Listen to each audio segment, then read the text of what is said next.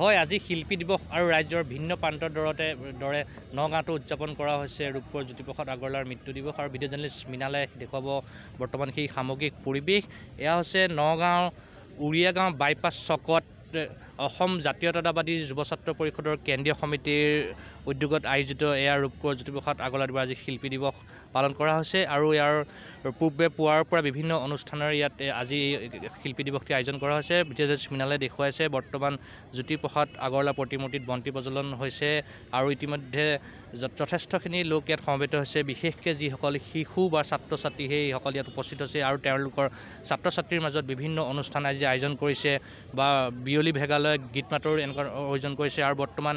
ইয়াত দেখা পোৱা গৈছে ভিডিঅ' জাৰ্নেলিষ্ট মৃণালে সামগ্ৰিক পৰিৱেশ দেখুৱাই আছে। মই বৰ্তমান অসম জাতীয়তা যুৱ ছাত্ৰ পৰিষদৰ কেন্দ্ৰীয় সমিতি আছে, সেই কেন্দ্ৰীয় সমিতিৰ বিষয়ববীয়াসকলৰ ওচৰলৈ যাব বিচাৰোঁ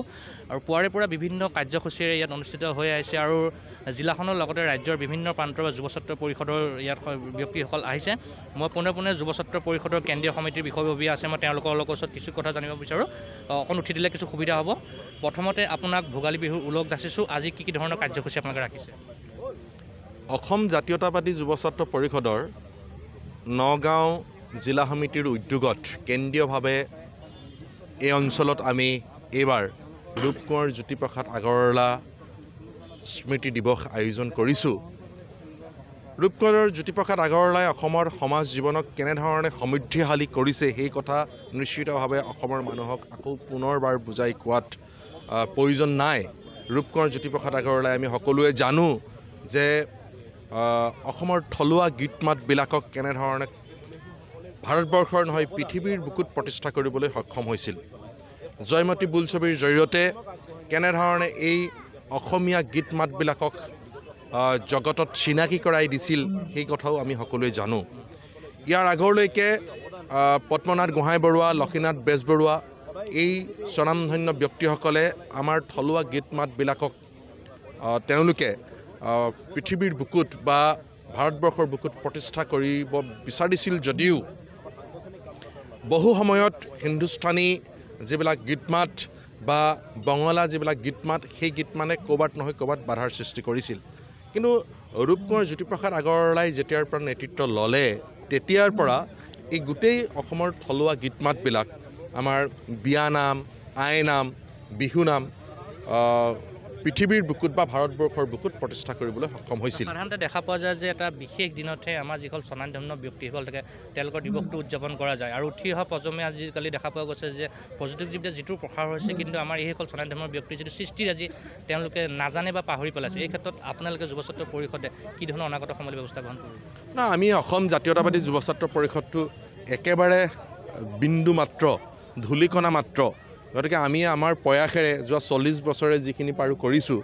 নিশ্চিতভাৱে অহা দিনবিলাকতো এই যিবিলাক মহান ব্যক্তি সেই ব্যক্তিবিলাকৰ যি আদৰ্শ সেই আদৰ্শকে সৰুগত কৰি তেওঁলোকে যি বাট দেখুৱাইছে সেই বাটেৰে আমি যাবলৈ চেষ্টা কৰিছোঁ। আমি আহ্বান জনাব খোজোঁ যে নৱপ্ৰজন্মই, যুৱ প্ৰজন্মই এই যিবিলাক আদৰ্শৱান ব্যক্তি সেই ব্যক্তিসকলে যেনেধৰণে অসমীয়া জাতি গঠন প্ৰক্ৰিয়াটো ত্বৰান্বিত কৰিছিল, অসমৰ থলুৱা গীত মাতবিলাকক যেনেধৰণে সকলো সময়তে তেওঁলোকে আগবঢ়াই লৈ গৈছিল, এই ব্যক্তিসকলক সকলো নৱপ্ৰজন্মই জনাটো উচিত, বুজাটো উচিত বা তেওঁলোকৰ জীৱনশৈলীৰ বিষয়ে অধ্যয়ন কৰাটো উচিত। মই যুৱ প্ৰজন্মক আহ্বান জনাইছোঁ। সভাপতি মহোদয় আছে, তেওঁৰ পৰা জানিব বিচাৰিছোঁ আজি আপোনালোকৰ কি ধৰণৰ কাৰ্যসূচী আছে? ইতিমধ্যে পূৰ্বৰ বন্তি প্ৰজ্বলন হৈ গৈছে, পৰৱৰ্তী সময়লৈ কি কাৰ্যসূচী আছে, কোন উপস্থিত থাকিব? আমাৰ ইতিমধ্যে আপোনাৰ ইয়াৰ পাছতে মুকলি সভা হ'ব। এই মুকলি সভালৈ আমাৰ যুৱ ছাত্ৰ পৰিষদৰ কেন্দ্ৰীয় নেতৃত্বৰ উপৰিও অসমৰ কেইবাজনো স্বনামধন্য ব্যক্তিক আমি নিমন্ত্ৰণ কৰিছোঁ। ক'ভিড পৰিৱেশৰ কাৰণে দুই এগৰাকী শাৰীৰিক অসুস্থতাৰ বাবে আহিব নোৱাৰিব যদিও ইয়াৰ মাজতে আমি মুকলি সভাখনৰ শেষ হোৱাৰ লগে লগেই আমাৰ অকণ সাংস্কৃতিক কাৰ্যসূচী থাকিব। নিৰ্দিষ্ট সময়ত আমাৰ কাৰ্যসূচী সমাপ্ত হ'ব। আমি ক'ভিড বিধি নিয়ম পালন কৰিয়েই এই পৰিৱেশৰ মাজতো কৰোণা আহিছে, কৰোণা গৈ থাকিব, কৰোণাৰ লগত আমি যুঁজ কৰিব লাগিব। এইদৰে অনুষ্ঠানটো আয়োজন মই ভিডিঅ' জাৰ্নেলিষ্ট মৃণালক কিছু আঁতৰৰ অংশ দেখাবলৈ কাৰণে অনুৰোধ জনাইছোঁ। ইতিমধ্যে যথেষ্টখিনি ছাত্ৰ ছাত্ৰী আহিছে আৰু তেওঁলোকৰ মাজত বিভিন্ন কাৰ্যসূচী ৰখা হৈছে। যিহেতু শিল্পী দিৱস বুলি ক'লে ছাত্ৰ ছাত্ৰীসকলৰ মাজত এক আনন্দও থাকে, যিহেতু গীত মাত ভাতৰ অনুষ্ঠান থাকে বা বিভিন্ন অনুষ্ঠান থাকে মই ভিডিঅ' জাৰ্নেলিষ্ট মৃণালে সেই সামগ্ৰিক পৰিৱেশ দেখা আছে যথেষ্টখিনি জিলাখনৰ পৰা বিভিন্ন প্ৰান্তৰ ছাত্ৰ ছাত্ৰীসকল আহিছে তেওঁলোকে অংশগ্ৰহণ কৰিছে মই উদ্যোক্তা সমিতি আছে বৰ্তমান তোমালোকৰ কি প্ৰতিযোগিতাৰ ইয়াৰ নামকৰণ কৰিলে বৰ্তমান চিত্ৰাংকন প্ৰতিযোগিতা নামভৰ্তি চলি আছে আৰু কি অনুষ্ঠান আছে আৰু জ্যোতি সংগীত হ'ব তাৰপিছতে ভেকশ্যন আছে মই আপোনাক জনাই বিচাৰিছোঁ কেনেকুৱা লাগিছে আজি এই শিল্পী দিৱসত উপস্থিত থাকিবলৈ পায় ভাল লাগিছে আজি শিল্পী দিৱস বুলি পেলাই বছৰত এটা দিনেই জ্যোতিপ্ৰসাদ আগৰৱালাদেৱক আমি স্মৰণ কৰোঁ বাকী দিনতো কৰোঁ যদিও আজি তেওঁৰ বাবে বিশেষ দিন মানে সেইকাৰণে ইয়াতে উপস্থিত হৈ ভাল লাগিছে বিভিন্ন ঠাইৰ পৰা বিভিন্ন